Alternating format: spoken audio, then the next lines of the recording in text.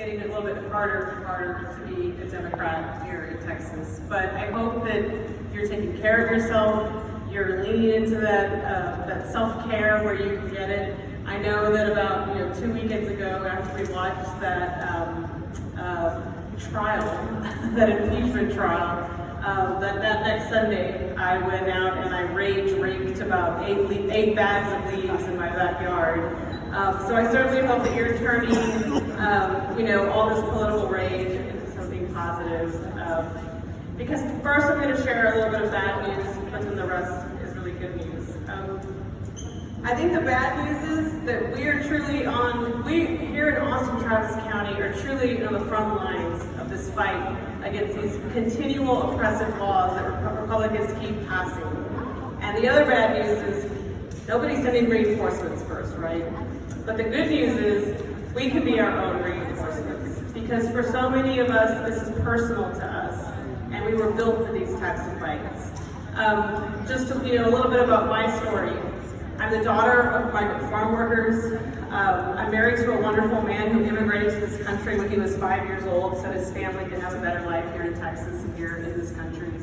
I'm a mother raising a daughter who has less body autonomy than I had when I was, as a young woman.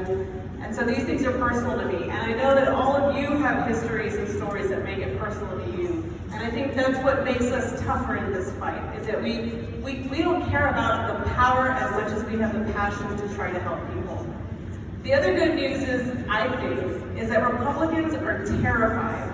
And when we see these oppressive laws, they are terrified because they know that when a working mother has access to affordable child care, when she has access to economic stability and a good paying job, when she has access to affordable housing, she's more likely to vote, and she's more likely to vote blue. They know that families, when they have access to those same things, when they have access to good public schools, like Katie was just talking about the attacks on our public schools, the Republicans know when Texas families have access to good public schools, they're more likely to vote, and they're more likely to vote blue.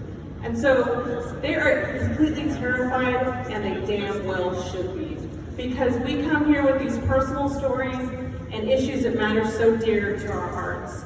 Let me tell you what we're doing at the county attorney's office. Within 2 months of being in office, we changed the way we started reviewing cases. And just for those of you, I know there's sometimes confusion on what county attorney does versus what the district attorney does. We prosecute misdemeanors, the DA prosecutes felonies. Most of our cases are assault cases and DWI cases. At the county attorney's office, mostly low-level, non-violent type of cases. We started to review them differently and quickly because there's no reason somebody should serve up to 2 weeks in jail for a low-level, non-violent crime. That's not public safety. We've expanded our family violence unit and expanded our victim counselors so counselors can reach out to victims quicker, because when victims have faith and trust in the process, that's public safety.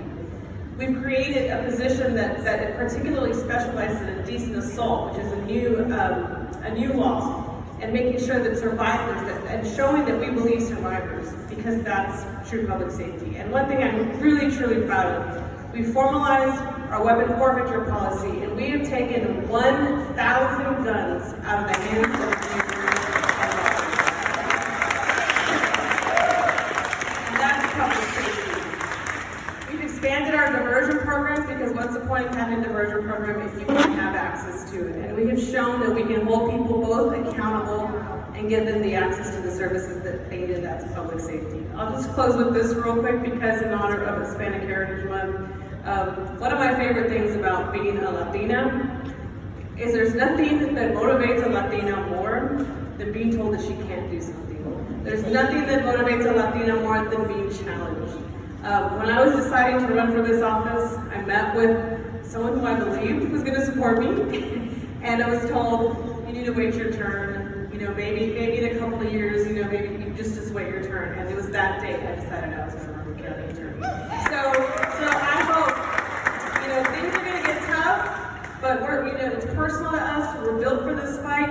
And when you're feeling low, I want you to lean into your inner Latina. Go do some raking in the yard. Go buy some gold boots, put some red lipstick on. We can do this. We can fight for a better Texas together. Thank you.